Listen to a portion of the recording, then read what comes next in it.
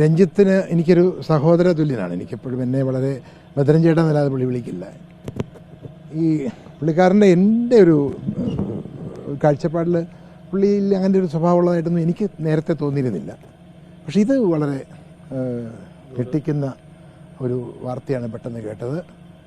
അത് അതിൻ്റേതായിട്ടുള്ള ഗൗരവം ഉണ്ടാവുകയും വേണം. ഇത് സിനിമയാണ്.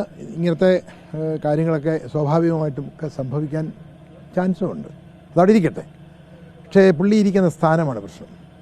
ഈ സ്ഥാനം എന്ന് പറയുന്നത് വളരെ പ്രമുഖരായിട്ടുള്ള രാജ്യത്ത് ലോകത്ത് പേരെടുത്തിട്ടുള്ള ആൾക്കാർ ഇരുന്ന സ്ഥാനമാണത്. ആ സ്ഥാനത്ത് ഇരുന്നു കൊണ്ട് അതിനോട് പുള്ളി പ്രതികരിക്കുന്ന രീതി അങ്ങനെ വേണോ എന്ന് ഞാൻ സംശയിക്കുന്നു. അതുകൊണ്ട് തൽക്കാലം പുള്ളി ഈ സ്ഥാനത്ത് നിന്ന് താഴെ ഇറങ്ങി നിന്ന് സംശുദ്ധനാവുക, അത്രയും ക്ലിയർ ആയതിന് ശേഷം ആകാമല്ലോ.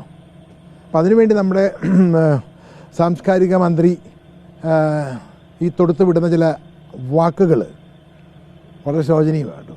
ഇതൊക്കെയാണ് അദ്ദേഹത്തെ പോലെയൊക്കെ ഒരാൾ ഒരു സ്ഥാനത്ത് ഇരിക്കുമ്പോൾ ഇങ്ങനെയൊക്കെ സംസാരിക്കുക എന്ന് പറയുന്നതേ ശരിയല്ല. ധാർമ്മികമായി രഞ്ജിത്തിന് സ്ഥാനത്ത് തുടരാൻ അർഹതയില്ല എന്നാണല്ലോ. അല്ല, അതാണ് ഞാൻ പറഞ്ഞത്. അദ്ദേഹം ഇപ്പോൾ അത് ചെയ്തിട്ടുണ്ടോ ഇല്ലെന്നുള്ള വിവരം നമുക്കറിയില്ല.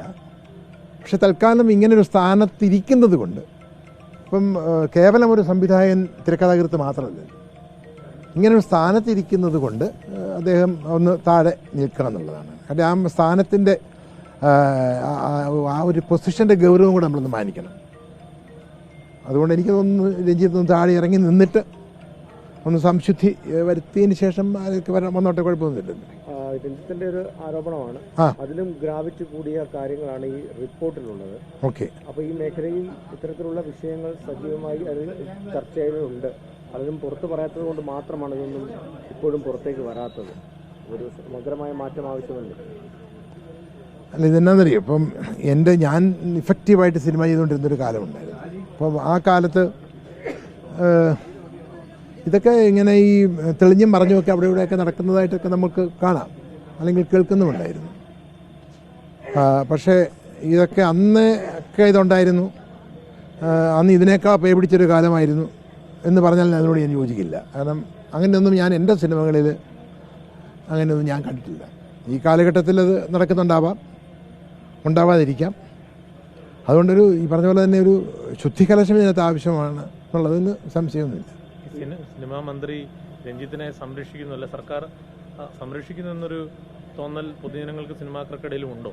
അല്ല, അത് പൊതുജനങ്ങൾക്ക് അങ്ങനെ തോന്നുന്നുണ്ട്. എന്നോട് ഇപ്പോൾ എത്രയോ പേര്, ഞാൻ ഈ മനോരമയ്ക്കകത്തൊരു ബൈറ്റ് കൊടുത്തതിന് ശേഷം എത്ര പേര് വിളിക്കുന്നു, ഈ സാംസ്കാരിക മന്ത്രി ഇങ്ങനെ രഞ്ജിത്തിനെ പ്രൊട്ടക്റ്റ് ചെയ്യുന്നു. അങ്ങനെ ആൾക്കാർക്ക് തോന്നിയാൽ എന്ത് ചെയ്യാൻ നമുക്ക്? അപ്പം അങ്ങനെ ആൾക്കാർക്ക് തോന്നാൻ പാടില്ല. കാര്യം പ്രത്യേകിച്ച് സിനിമയാണ്, അതുകൊണ്ട് എന്ത് തോന്നിയ വസ്തു അവിടെ കാണാം അല്ലെങ്കിൽ ആകുന്നതുകൊണ്ട് കുഴപ്പമില്ല എന്ന് പറയുന്നത് ശരിയില്ലല്ലോ. അവിടെ മാന്യത ആവശ്യമുണ്ട്.